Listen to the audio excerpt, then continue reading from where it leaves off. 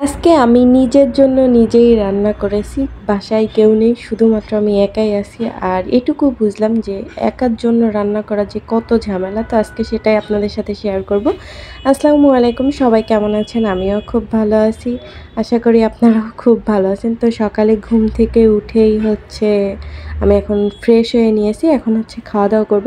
কালকে আমার বোনরা শুক্রবারের দিন ওরা ঘুরতে গিয়েছিল, ওরা আর আসেনি। আজকেও হয়তোবা আসবে না। আর আমার হাজব্যান্ড সকালে ঘুম থেকে উঠেই সে তার অফিসে চলে গিয়েছে। তো বাসায় শুধুমাত্র আমি একা আছি। তো সকালবেলা ঘুম থেকে উঠছি 10টার দিকে, প্রচুর পরিমাণে খিদা লাগছিল। তো আগে ফ্রিজের ভিতরে যা তরকারি ছিল সেই সব গরম করে নিয়েছি ওভেনে দিয়ে। এখন আমি খাওয়া দাওয়াটা কমপ্লিট করে নিব। তারপরে আবার আজকে আমার রান্নাবান্না তো আছেই। আজকে দুপুরবেলা রান্নাবান্না করতেই হবে, কারণ অন্য দিন তরকারি থাকে টুকিটাকি, কিন্তু কালকে যেহেতু কেউ বাসায় ছিল না তো ওইভাবে রান্নাবান্না হয়নি। তো ফ্রিজে কোনো তরকারি নেই, রান্না আমাকে করতেই হবে। তো যাই হোক, খাওয়া দাওয়াটা কমপ্লিট করে এখন ফ্রিজ থেকে যা যা রান্না বান্না করতে যাচ্ছিলাম তরকারি নিয়ে আসছি। এখানে আজকে আমি লাউ রান্না করতে যাচ্ছিলাম, কিন্তু লাউটা বুঝতে পারতেছি না যে জালি হবে নাকি একটু পোক্ত হয়ে গিয়েছে, আসলে বুঝতে পারতেছি না। তো আগে দেখি, কেটে দেখব, যদি ভালো হয় তাহলে রান্না করব লাউ দিয়ে, মাছ দিয়ে, আর চিচিঙ্গা ভাজি করব।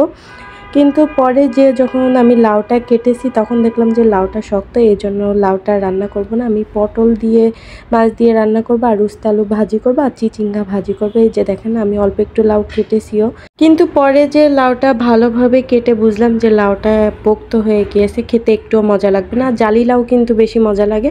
আমি বেশ কয়েকদিন ধরে আমার খুব লাউয়ের তরকারি খেতে ইচ্ছা করতেছিল, এই জন্য আমি আমার হাজব্যান্ডকে বলছিলাম। তাও ও নিয়ে আসছে বৃহস্পতিবার, মাঝখানে শুক্রবার গিয়েছে, আর আজকে শনিবার। তাহলে চিন্তা করেন, লাউ এমনি রেখে খাওয়া যায় না, যা গাছের থেকে তুলেই রান্না করলে বেশি ভালো হয়, নাহলে এমনি পোক্ত হয়ে যায়। যাই হোক, এখানে আমি রান্না বান্নার জন্য সব কিছু রেডি করে নিয়েছি, কিন্তু সে কাঁচা ঝালটা আমি নিয়ে আসিনি। তো ফ্রিজে খুঁজতেছিলাম, একবার ডিপে একবার নর্মালে, আসলে কোন জায়গায় যে ঝালটা রাখা ছিল মনেই করতে পারতেছিলাম না। তো অনেক খোঁজাখুঁজির পরে ফাইনালি আমি ডিপে ঝালটা খুঁজে পেয়েছি। এখন তাড়াতাড়ি করে আমি 2 চুলায় জ্বালিয়ে রান্না চাপিয়ে দিব, তাহলে তাড়াতাড়ি হয়ে যাবে। আর আজকে রান্না করতে যে আমার কী পরিমাণে অসহ্য লাগছিল তা আপনাদেরকে বলে বুঝাতে পারবো না। আমি এর আগেও কিন্তু রান্না করেছি, এত খারাপ লাগে না, কিন্তু আজকে যেন অতিরিক্ত। আরও যখন ভাবতেছি যে নিজের একার জন্যই রান্না করতে হবে এত তরকারি, তখন আরও বেশি খারাপ লাগতেছে, কারণ বাসায় তো কেউ খাবেই না দুপুরবেলা। আমার হাজব্যান্ড আসবে সেই রাত্রেবেলা খাওয়া দাওয়া করবে। তো এই দুপুরবেলাটার কথা ভেবেই আমার এত খারাপ লাগতেছিল যে একা একা খেতে হবে, এত কিছু রান্না করে খুবই খারাপ লাগতেছিল। আর আজকে কুটা বাছা করতে করতেই আমার প্রায় 2-3 ঘন্টা লেগে গিয়েছে, আমি নিজেও অবাক। কিন্তু সাধারণ এত দেরি হয় না, হয়তো বা আমার বোন মশলাপাতি একটু বেটে দেয়, তারপরে ফ্রিজেও মশলা বাটা থাকে। তো দেখা যাচ্ছে যে তরকারিটা কোনো রকম কুটা বাছা করে নিয়ে রান্না বান্না করা যায়, কিন্তু আজকে সব নিজে হাতে একা একা করতে হয়েছে। তো একটু ঝামেলা হয়ে গিয়েছে, একটু সময় লেগে গিয়েছে। এইদিকে তো বকবক করতে করতে অনেক রান্নাবান্না কমপ্লিট হয়ে গিয়েছে। এখন শুধুমাত্র পটলটা বাকি আছে, আর চিচিঙ্গা ভাজিটা প্রায় হয়ে গিয়েছে, একটু পরে নামিয়ে নিলেই আর কি রেডি হয়ে যাবে। আর আমিও তাড়াতাড়ি রান্নাবান্না করতেছিলাম, কারণ যাতে রান্নাবান্না করার পরে কিন্তু অনেক থালাবাটি জমে যায়। তো আমি চাচ্ছিলাম যে ওই কাজের আপু যখন আসবে তাহলে একবার ধুয়ে দিয়ে যাবে, তাহলে আমার একটু সুবিধা হবে।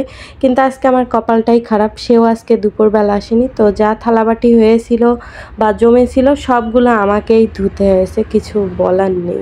আজকে সারা দিনটা এমনি আমার একা একা কাটছে, তারপরে আবার কাজ করতে করতে আমি ফিনিশ হয়ে গিয়েছি। আজকে একটা মজার ঘটনা ঘটেছে আমার সাথে। আমি কিন্তু তরকারি সব কিছুই রান্নাবান্না করে রেখে দিয়েছি, কিন্তু ভাত বসাতে মনে ছিল না।